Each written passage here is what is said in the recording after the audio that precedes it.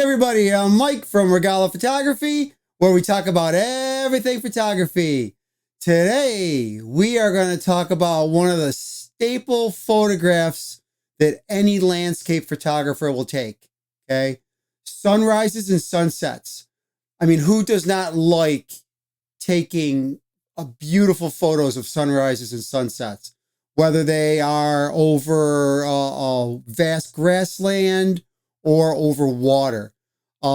Sunrises and sunsets, everybody wants to take a good sunrise and a sunset. So I'm going to show you, I'm going to tell you actually some tips on how to set your camera. And then also I'm going to show you how to edit a sunrise or a sunset from beginning to end. Okay, so let's get started. Okay, so here we are in Lightroom Classic. Now, before we start editing, just a couple things. Number one, I strongly suggest, if you're not already doing it, start shooting your photos in RAW. It'll provide much more dynamic range. You'll collect much more data, and you'll just be able to do so much more with your photos in post when you're editing. Okay, so shoot in RAW. Number two, I'm going to be using a profile called a linear profile. I did a video on how to make your own linear profiles. You can also find them online. Different people have made them and sold them, whatever. They're not hard to make at all. But I'll post the video up here at the top here, so you guys can learn to make your own linear profile as well. What a linear profile does is it kind of balances out your data, your colors, etc., and it just allows you to draw more out of your photo.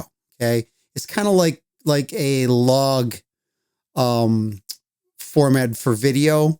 However, it's more for photos. Okay, so it kind of gives you more of a neutral or natural baseline to start with. Okay, so here I just took this sunrise this morning. It was actually gorgeous over here on the bay. So we're going to get started right here. The only thing I've done so far is I've done a slight crop and straightened out my horizons. And I've also did a little bit of sharpening, but otherwise that's it. So here in my basic tab, I was talking about linear profile. So you always want to start with your profile, whatever profile you're going to use. So I have mine. Mine's called my Canon R5. And I forgot to mention that linear profiles are camera specific. So you make them based on your camera. So if you have, 5 different cameras that you shoot with, well, you're going to have to make a linear profile for each camera. Okay. But I'll tell you, it's well worth it. It doesn't take long at all. And it's definitely well worth it. So when I click on that, you can see how it kind of makes everything negative. Now, the cool thing about a linear profile is, well, one of the cool things is that I just come over here and I click auto. And you can see it already kind of set some settings for me. And it already gave me a very basic baseline to start with. Okay. So I'm going to kind of tweak some of the settings that they provided. So I want to kind of increase my whites a little bit. I'm going to actually bring down my contrast a little bit. And then clarity. And that's why I bring my contrast down, because I do clarity. And then a little bit of texture. And then some vibrance. Okay. And you can see I'm pretty much already done with the basic tab. Now I might come back a little bit later and kind of tweak the settings a little bit. But for the most part, I'm done with that part of it. Okay. Now I've already done my detail, my sharpening. So that's what I usually do next. But then after detail, I'll come down to the calibration tab. The most underrated tool in Lightroom. Okay. So you can kind of go one way or the other. See, that way I can make some more yellow.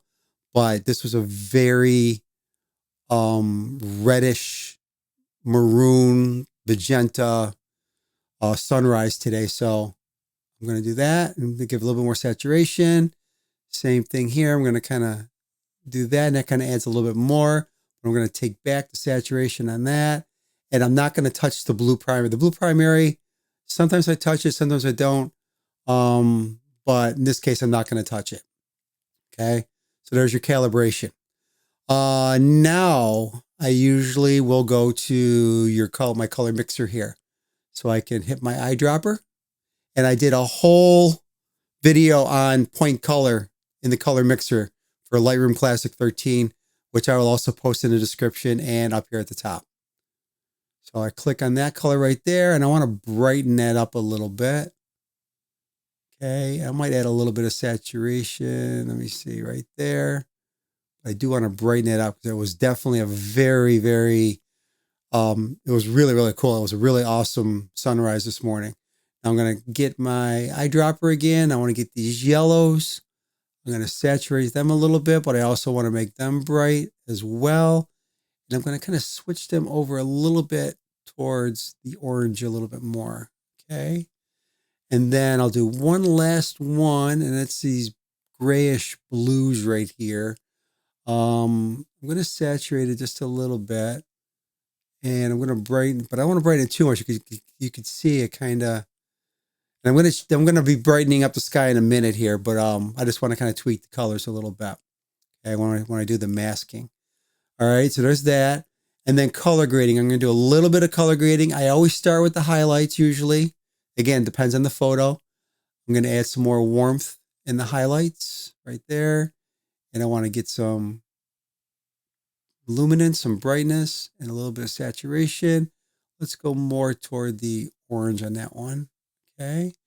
And then for my darks, my blacks, I want to kind of go more towards a blue, but not as much. And normally I would darken them. I'm going to brighten them just a little bit right there. Okay. And then midtones, it all depends. Most of the time I don't touch the midtones, but in this case, I think I'm going to add a little bit, and then I'm going to brighten them as well. And I'm going to bring the saturation down as well. Okay. So there's my color grading. All right. Now, for the most part, everything right there is done. So I am going to come into my local adjustments and do my masks. I'll click the sky first, and Lightroom does its thing. Brighten it up just a little bit. Add some whites. I'm going to add some blues back into the sky here because there was some blues there. Okay. Let me see here. I'm going to add a little bit of warmth right there. Some saturation. I'm going to add a few more whites. I'm going to bring the highlights down a little bit, but at the same time, I'm going to increase the whites. So kind of compensates that a little bit. And then my little trick that I like to do with skies when there's clouds, I increase the clarity just a little bit, but then I bring down the texture and it kind of feathers everything out a little bit. So it smooths them out. So there's my mask on my sky. So next I want to work on this boathouse right there. So what I am going to do is a radial gradient. And again, sorry, I keep plugging my videos here, but I have another video that I did all on radial gradient masks. And again, I'll post it in this, the description and up at the top. Okay. So what I want to do is just a little bit right there. And then I am going to increase my exposure just a tad. Increase my shadows, not too much though. Kind of bring the blacks down a little bit. Bring the whites up. And I'm going to bring usually I always bring highlights down, but this time I'm going to bring them up. I am going to warm it up. And then I'm going to add a little magenta. And again, I don't want that glow around. So I'm going to kind of do that right there. And then what I want to do is feather it out. Yeah, that's what I want to do. I want to feather it. There we go. That's better. So now that it's going to allow me to increase it a little bit, get a little more warmth. Shadows. Let me get the shadows up a little bit right there. And I'm going to end up coming back to that in a little bit. I always, even when I'm done with a particular tool, I usually always try to come back sometimes, depending on what it is. But especially with masks, You never know. So I want to bring the highlights down a little bit here. I went up, but I don't want to blow out the sky right there going around it. So, and then I want to increase the saturation quite a bit actually. I want to kind of make that pop a little bit. Now I'm going to take another radial and I'm going to go down here. Okay, and I'm kind of make this kind of pop a little bit, but I don't need to feather it as much. So again, now I'm going to kind of increase that exposure, the whites, the shadows, not too much. I can compensate by bringing the blacks down. Warmth, kind of warm that up a little bit. Some magenta, some saturation in there, clarity, texture. So you can kind of see that that really, really, if I take it and turn this off, there's before, there's after. And if I take this one and turn this one off, before and after, kind of really makes the boathouse pop a little bit. Okay. So we're done right there. Now I want to add another radial over here on the bridge because there was a reflection over here. You can see the light. So I'm going to draw a narrow radial gradient, angle it a little bit, bring that down. I'm going to make that a little smaller, actually, a little flatter. And then like that right there. There we go. Now come back on over, increase that exposure, whites, decrease the blacks, warm them up a little bit for that warm glow, little magenta, and again, clarity and texture. Okay. So we got the bridge done now. Now I want to kind of create kind of a vignette, but I'm going to do another vignette later. If those of you that have been following my videos, you know, I got a little trick that I like to do for my vignette. I don't like to use the one built in Lightroom, but this one's kind of, I use a linear gradient and I'm kind of going to do kind of an angle here. And I'm going to bring the exposure down right there. But I do want to increase the whites. Okay. And I'm going to add a little bit of warmth and a little bit of magenta. And do I want to add some clarity in there? I don't know if I want to make those weight. No, I want to actually bring that down a little bit. And the texture down a little bit. All right. So there's that. Now I'm going to do actually another radial. And I'm going to kind of put it right here. And I'm going to bring it off over here. Might have to angle that a little bit. Do I want to angle that this way? Yeah, I want to do that. Okay. And I'm going to bring it down so it's not affecting the sky at all. I'm going to come out a little bit wider. Right there. All right. Now what I want to do is brighten this up a little bit. Add some whites. Add some warmth. Add a little magenta. Add some saturation. Okay. And that's pretty much it right there. I'm going to do another. You could tell I love doing radial gradient filters. I love them. They are probably the best tool ever in Lightroom Classic. I made this one a little bit bigger. And I'm going to brighten this up just a bit. There we go. That's what I wanted. Okay, and I'm going to warm it up. See, we give it a little bit of a glow. A little bit of magenta. Get some whites in there. Make it pop. Decrease my black so I don't lose my contrast. Increase the whites again. Okay. Let me see.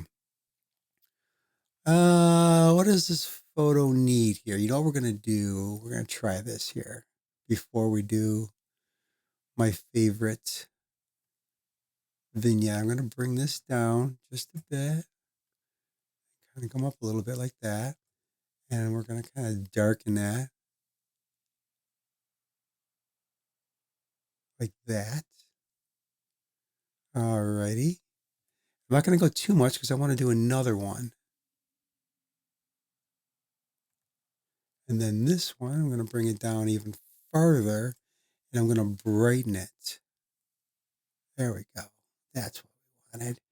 And we're going to add a little bit more blue. So cool that down. And you can see when I bring that, the temperature down a little bit, you can see the magenta starts to pop here, reflecting off the clouds. So I'm going to kind of add a little bit of white in there as well. And, oh, I got to do my vignette. That's what I forgot. So again, those of you that know, my radial gradient vignette, make a big radial gradient about the size of your picture. And I'm going to kind of center it. And you don't always have to center it. It depends on where your subject is. You know, in this particular case, my subject is right in the center. So I don't need to off center it, but you can off center your vignette too if you want to. And I'm going to click invert. And now let's see, I don't want to go too circular, but just a little bit right there. So now I'm going to bring this down just a bit. Okay. Like that. And then where's the one, this one right here? I want to brighten that one up. I always do two. Okay. Because you always want to kind of compensate a little bit. And we're going to brighten it up just a bit right there. Add a little bit more saturation there. And that is it. I mean, I did that video in record time.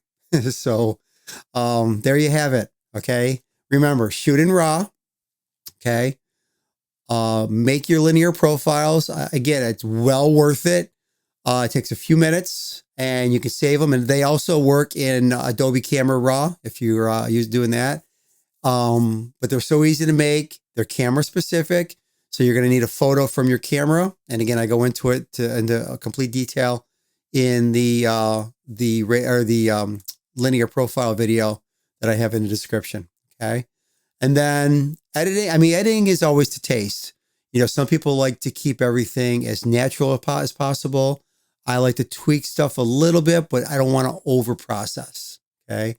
So, I mean, again, everybody's different, but a lot of the tips I have in here, I mean, everybody should be able to use at least a little bit. So there you have it. Well, there you have it. Hopefully you enjoyed and you learned a few things about taking and editing sunset and sunrise photos. If you enjoyed my video, please subscribe to the channel and click that like button. It really does help.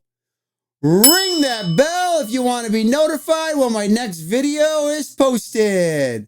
Until next time, take care, everyone.